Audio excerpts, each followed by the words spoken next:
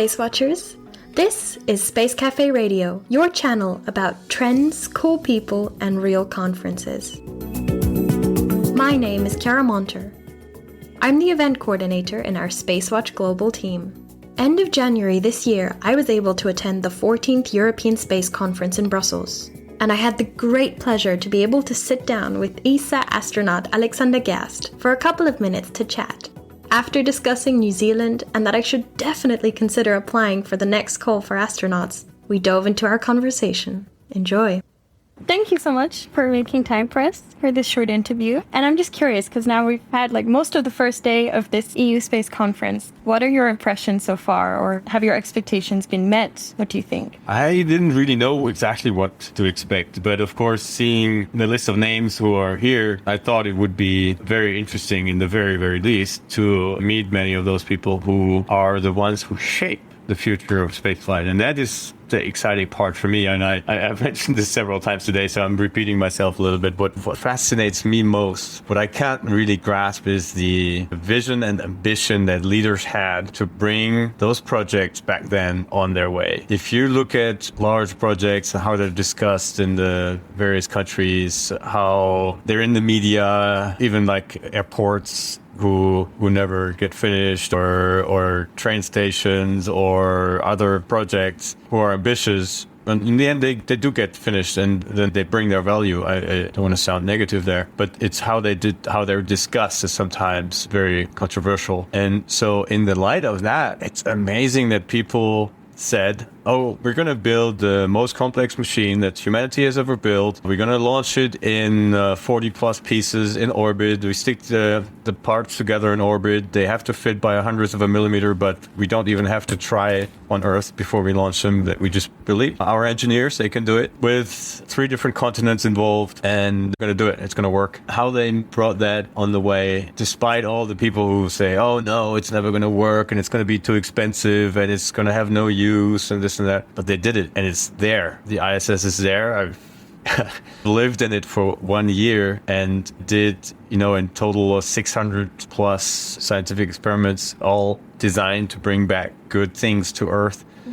I saw the benefit, I saw the inspiration, I saw the international cooperation that grew out of it. It's amazing that it's there and somebody had that vision. And I wonder how to make sure that continues. And I see the spirit a little bit here, and that's looping back in the big loop to your question. I see the spirit here of leaders having this let's go get it vision on now we need to decide, and in 10, 20 years, we will be able to harvest what we invest in now, just like back then happened, and therefore provide continuity in the space program. That's really exciting to see. Indeed, it definitely is. And now you've been assigned to work at ENSTEC in the Netherlands, and I read that you've been working on projects regarding the Moon and the Lunar Gateway project. Could you give us a bit of insight into the current and also the future missions of astronauts? Especially also, will they be venturing to the Moon and beyond? Yes, we have quite an exciting program. It was formerly called the E3P, the European Exploration Envelope Program, and now it's got given an even better name. I think a very fitting name. It's Terrae Novae, discovering new lands, because it is like that. The Moon and Mars, they are the undiscovered continents of our time, and it helps to see them like that, because it was always humans are explorers, so they explore out of curiosity. But not only that, every time we have explored a new area, it has brought us benefits in various kinds, and that is really what's happening now. The next destination is the Moon. So we're flying there. We're building the gateway together with our international friends, which is going to be a space station, a mixture actually between a space station and a spaceship that is circling around the Moon, orbiting around the Moon. I say spaceship because it's in such a high orbit that it could even get out of that orbit and fly to Mars. It's pretty amazing, a very well chosen configuration that is the base or the gateway. It's called the gateway for that reason, because it is the gateway to the lunar surface, where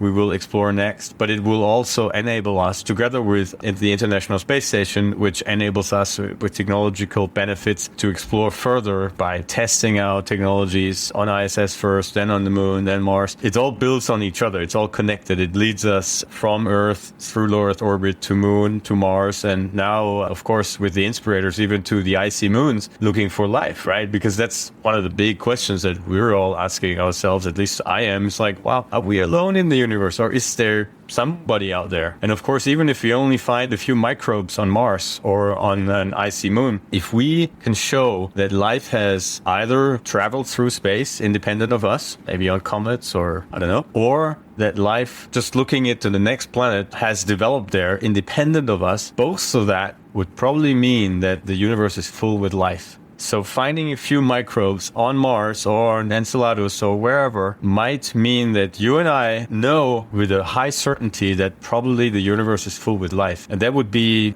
philosophical earthquake. It's a complete shift. So you see, I'm excited about that thought. But to get there, we need to build up on each other, right? So exploration doesn't come out of nothing. You cannot just build a spaceship that goes to Mars just like that. You need to build up on each other. And that's what's happening now. That's also part of my job at ESTEC. I was in the strategy department there trying to develop this Terrae Novae program to extend it beyond 2030. My job was working on the low Earth orbit to think of what will happen when ISS is not there anymore. At some stage, it will come to an end one way or the other. There's different paths that it could go to. And what do we do next with it? How do we continue? My colleagues looking at how do we continue to work on the moon? What do we do on the road to Mars? And so that's part of my job. And I'm also in the Gateway program. I'm the crew representative for the European Astronaut Corps, making sure that the experiences that my colleagues and I made by living combined years in space will flow into that project, meaning that we're building the IHAB and the Esprit modules. Those are the biggest European contribution to the Gateway next to the European Service module. And building the IHAB is a habitation module, as the name suggests. We do science there, but we also live there. How do we build that best? And that's where you need expertise from people who have lived on a space station, because it's much easier to design a module to help the engineers who are actually doing the design with input of lessons learned that we get from ISS. Yeah, I mean, that all sounds super interesting. And also that the whole process of going from low Earth orbit to lunar to venturing beyond that.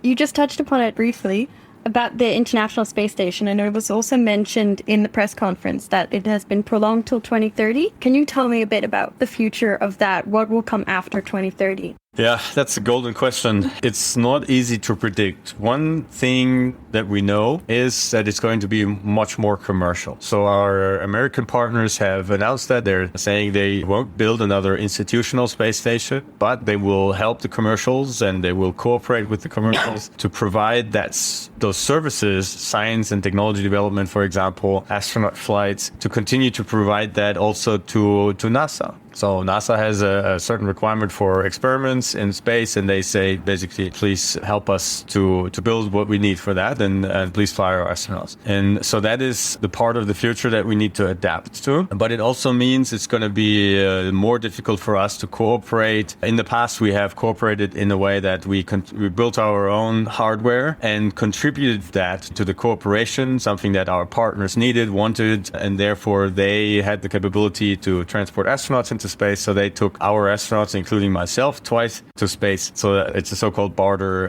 economy or barter system. And that is going to be more difficult in the future because we have more actors. There's several space stations being planned, announced, like Orbital Reef, Starlab, Northrop Grumman has one. There might be institutional space stations on Russian, Indian, Chinese side. So cooperation is going to be difficult to foresee right now, and we just want to start to discuss what are the options out there and how can we come in there, how can we make sure that our stakeholder requirements as Europeans, what we need from stations on low Earth orbit, how can we make sure that they're being looked after? And a part of that means that we see definitely, if we want to continue to play a role as Europe in space exploration and eventually in space in total, we have two choices now. Basically, if we step down, the others are going to take over. There's soon going to be 4 different nations who can fly astronauts to space: India, China, US, and Russia. Mm-hmm. If we don't match that, then at some stage we will be dependent depend on flying our astronauts with their commercial players, which will be much harder than working with space agencies in the past. So this is really something that we're now at a crossroads where we as Europeans need to decide whether we want to play a role in future space exploration and bring back those benefits that we talked about. Or if we don't do that, then we're going to be junior partner for decades to come. That is really a crossroads that I see us. And that is something we need to decide as Europeans in the future. And that is really, I think it's one of the most important decisions we will have to take in this area. Indeed. And in terms of this crossroads, where do you see the decisions or the opinions going in the space sector in Europe? Well, it's hard to predict, but being here, I see a lot of ambition and courage and vision. And that makes me positive that we will find a European way to be in there. I think we have all it takes. And that's not, let me rephrase it. It's not that I think that we have all it takes. It's a fact. European heritage in terms of technology is so huge. We have the whole bandwidth of technologies that we need to combine in a clever way to make sure that we will be a player, that we will play a role in future exploration, and we can do it. It's a political decision. It's not a technical one. That is good to see. And here, I see a lot of ambition that makes me hopeful that we as Europeans also take the necessary leadership decisions to do that, to continue playing a role. Now to space exploration in general. What is the impact that space exploration has on society and also on the environment? Well, you tell me. You're a journalist, so you're better in observing these things than I do. I can just bring in my perspective. And that is, of course, we had hundreds of experiments up on the space station. I talked about some today already, like developing new materials in experiments that we cannot do on Earth. It's impossible. There's only one place right now where we can do those experiments in the world, and that is off the world. That's the ISS. Things also that concern our human health, like looking at our immune system, investigating our immune system, understanding illnesses like Parkinson or Alzheimer's better, muscle atrophy, understanding general nature like quantum mechanics, things like that. There's so many things that we could only do in space and right now on the space station. So that's a huge benefit. New technologies, new materials that you find now in turbines of aircraft that save fuel because they're much lighter and much quieter and much more efficient, came out of experiments in weightlessness, like the electromagnetic levitator that we operate on ISS, for example, things like that. So we have science and technology. We have talked about the international cooperation, right? It brings nations together. My first flight was in the time of when the Ukraine crisis started in 2014, and there were tensions politically. But nevertheless, we managed to fly a Russian, an American, and a European with a German passport to fly to space together and work there as friends for the good of everybody involved, for the good of humankind. It brings people together, and it also means that it's a stabilizing factor. It also means that everybody has something to lose. If that project fails, you lose. Everybody loses. So that means you might think twice before you break that last political tie. So it's a stabilizing factor, and that is indeed one of the major reasons why the ISS was ever built. That was the start of it, and that's a huge benefit. But most importantly of all, I think what we have from spaceflight is the inspiration. We talked about it also today. I had this, when I was a kid, I had this poster above my bed of the Apollo 8 photo, the famous Earthrise. I had it. I saw it every morning when I woke up. I saw like Earth there and the moon right in front of me. I was so fascinated by it. I saw people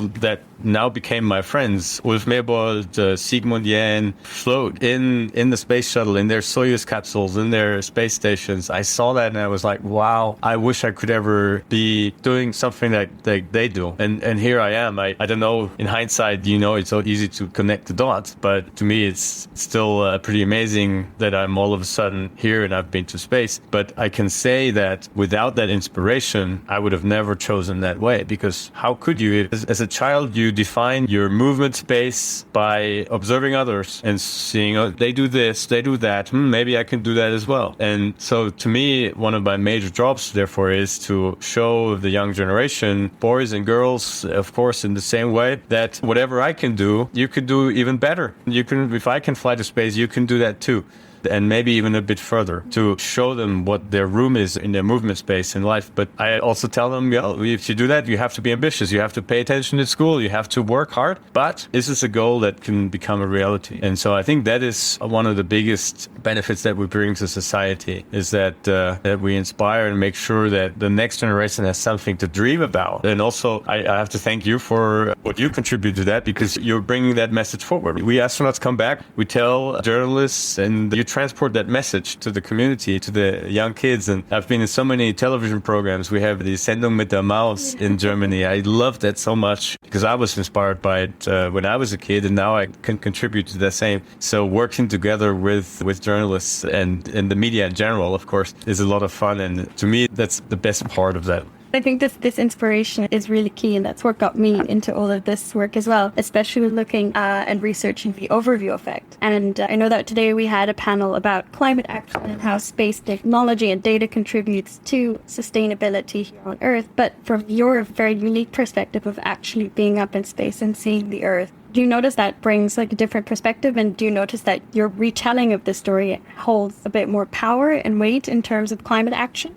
I'm very sure that every human who has ever left Earth has come back with a similar impression of the fragility and the smallness of Earth, if you can sort of use that word in that way, because most of us are scientists, engineers, pilots. We're all really rational people in general. And we fly out there thinking that what can surprise us? It's a little bit of floating, but it always does. Like, everybody is stunned by seeing the Earth from the outside because it really looks small. And it's incredible. I could not have thought that a planet can look small, but you look at it, even if you're really close, 400 kilometers is still pretty close. It fills a lot of area in your window, but you see it, it's round, and you realize, man, it's fragile. The atmosphere on top, you could destroy it accidentally, and then that's it. And there's so much black around it that it's scary to think that we're humans, that we treat our little lifeboat or starship or whatever you want to call it not in a sustainable way. And that is therefore one of the messages that people bring back. And of course, I think it's always, we humans relate to other humans as the second best. If we cannot see something ourselves, we ask other people, how did it feel like? How was it to look down on the planet? If you didn't ask that question, then you could just look at the satellite photo. But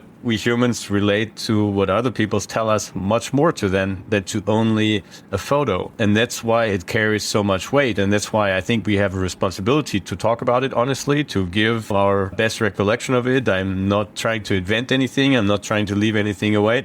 I'm trying to be the eyes and ears of everybody else who has not yet the chance of seeing that themselves.